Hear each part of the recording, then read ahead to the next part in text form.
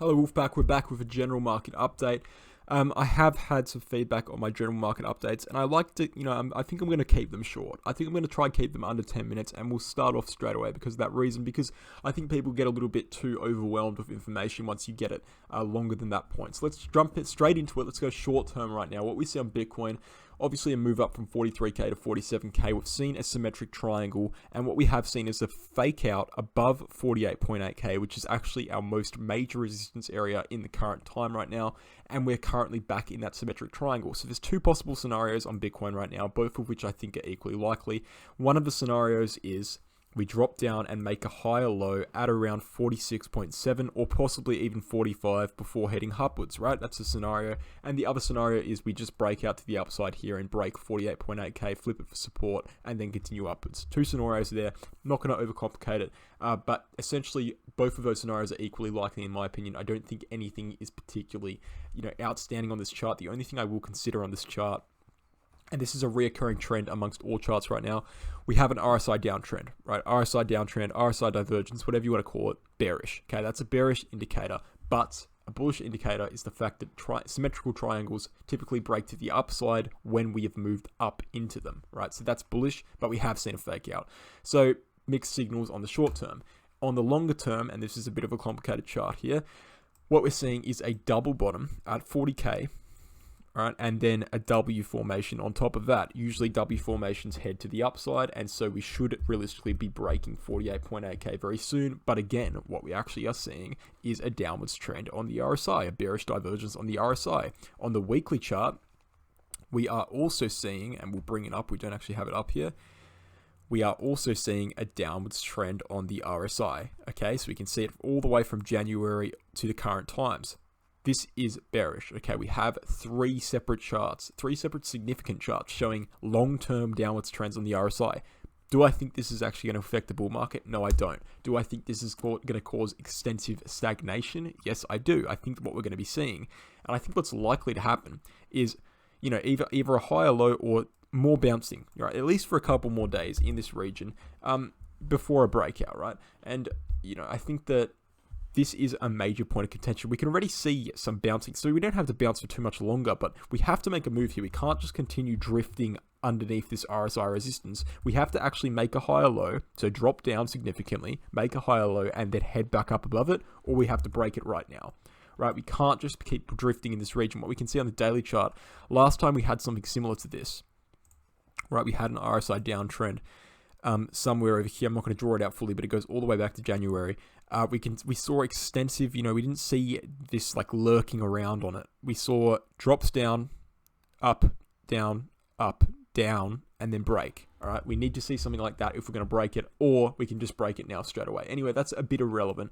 But the point is we have three RSI divergences, which is, concerning to say the least, but do I think it's worth getting worked up over? Not really, right? We've had it before. We had it in July and we broke to the upside. So it's definitely conquerable, but it is worth noting. That's probably the only bearish thing I can see on these charts right now. If we flip 48.8k, that would conquer those RSI divergences, all three of them, and also that would form a new higher high from this region to this region, which we can continue heading upwards to new all-time highs in the coming weeks or months. So that is a very big point of concern for me. 48.8k, if we conquer that, if you have it, for example, if you have any capitals on the sidelines, if you have any money on the sidelines that you're willing to put into crypto, look at 48.8k when that is confidently flipped via a daily candle close above it. Look to buy into the market, because there's not really much of a chance we're going to drop down if we flip that region. It would be very unlikely. In terms of a bearish fractal that a lot of people were talking about, in which we had a very similar layout from this whole construction to this whole construction, this is invalidated, right? This whole fractal has been invalidated, right? We saw number 5 here in May, and what we saw is a sharp correction, right? What we've seen is a relatively sharp correction, but not really. And then we actually didn't even go below where we went on 1, which is what we saw here. So what we saw, if we actually draw it out properly here, we went to around the bottom of this one region. If this fractal was going to play out properly, we should have gone to around 38k, right? We didn't go to 38k. We went to 40k, and we bounced up strongly from that region with our consolidation. So this fractal is invalidated, right? It's an invalidated fractal, and what we actually want to be seeing to fully 100% invalidate it beyond doubt again again, is flip 48.8k successfully. Once we flip that region, we can head upwards, very confidently. So it's pretty clear what I'm thinking about Bitcoin right now. 48.8k is a very important part. What we can see on the weekly chart is a bounce off of the bull market support band as expected, as we've been calling for weeks. We can take away that RSI because we've already looked at that. We can see that a bullish engulfing candle has formed, which has actually diverted this bearish MACD cross, which is bullish. So we've diverted a potentially bearish scenario, which is great to see. Bullish engulfing candles typically lead to upwards trends for significantly longer. So we could be seeing the next couple of months being very bullish because of that. Jumping into Ethereum on the daily chart, what we can see on Ethereum is very similar to what Bitcoin looked like on the daily chart, but we saw a downwards wedge, and we broke to the upside, right? Taking away that wedge now, and we can look at this ascending channel, which is arguably more important.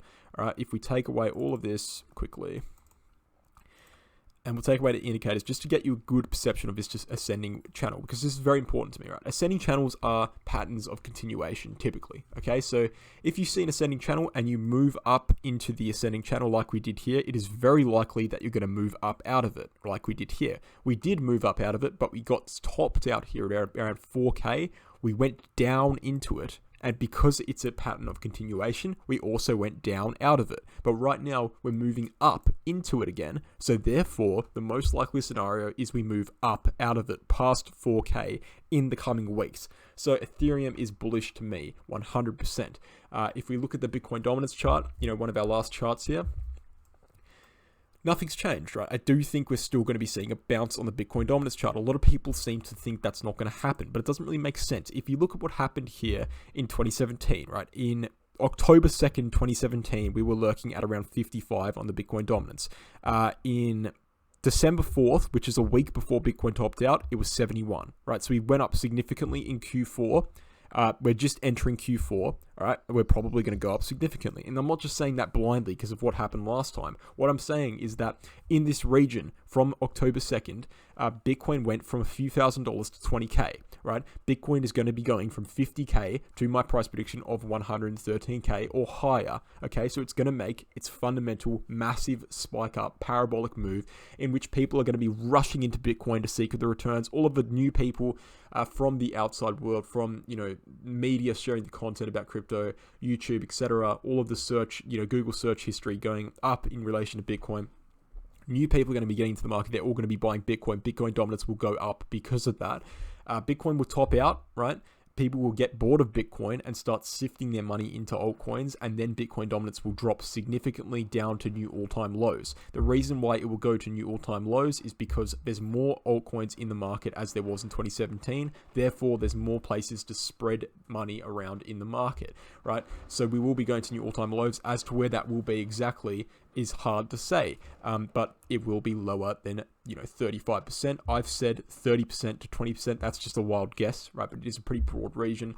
It's kind of hard to give a precise guess because there's so many dynamics to predicting Bitcoin dominance. But what we can be sure of, as I said, is it's going to go lower than what it did in 2017 if this bull market follows what has happened in the last 3 bull markets, and it most likely will, unless there is a black swan event. So to summarize, we go up as Bitcoin pumps. When Bitcoin stagnates, we go down as alt season starts, and then we trend upwards for 3 years as the bear market happens, right? As people start stacking Bitcoin, because people don't buy altcoins in the bear market, right? If you're new to crypto and you want to buy altcoins for long term, that's not really how it works, right? You don't buy altcoins in the bear market unless, for example, maybe Ethereum, maybe ADA, maybe the top coins, but it's seriously not a good idea, right? Because most altcoins, and this is quite literal when people say this, people don't seem to take it seriously. Most altcoins go to zero in the bear market, right? Because they have no real use case or utility that is worth sticking around for in the bear market. Therefore, they just die out, okay? So it is very risky game to hold altcoins in the bear market, particularly small cap altcoins, right? There's a 99% chance your small cap altcoin outside of the top 100 will probably die out in the bear market, right? So I wouldn't recommend doing that unless you're 100% confident in it. I would recommend just holding Bitcoin and maybe a couple of high cap altcoins during the bear market.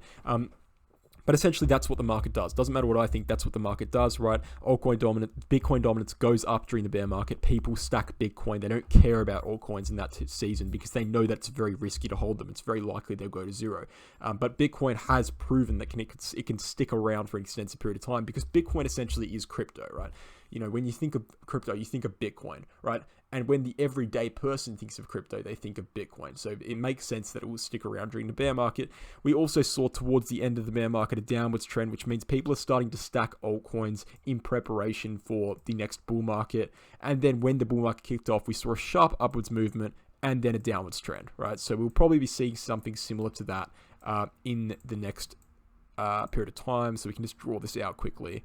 And we'll draw out the bump up here and then the drop down. So this is very similar, right? And this is what I predict to happen. Just a repeating cycle of, you know, upwards movements in a bear market, sharp, you know, slow downwards movement, sharp up, down, right? That will repeat over and over and over in time until either Bitcoin and crypto gets adopted to the point where it doesn't really move cyclically anymore. But ideally, what we want to be seeing is that repeat over and over again, because if the market is predictable in terms of, you know, if it repeats, and this is why I like cyclical theory, because if the market actually does repeat over and over and over again, it's basically just free money, right? Because we can predict exactly what's going to happen. Unless there's a black swan event, it's exactly what's going to happen over again. Anyway, the point is, you know, I've got a bit of a head myself here, but the point is we'll go up shortly and then we'll go down sharply. And then as the market crashes, everything crashes, we'll trend upwards for 3 years as the bear market happens. That's according to the 4-year cycle theory. That's not set in stone. Obviously, that could change. But according to the best knowledge we have, that is what's going to happen on Bitcoin dominance. All right, guys. So to summarize, short term, it's a bit indecisive, could go up or down, but long term and in terms of, you know, even in the next couple of weeks, I'm pretty confident we'll be going up on Bitcoin and crypto. Thanks for watching, and I'll catch you guys in the next one.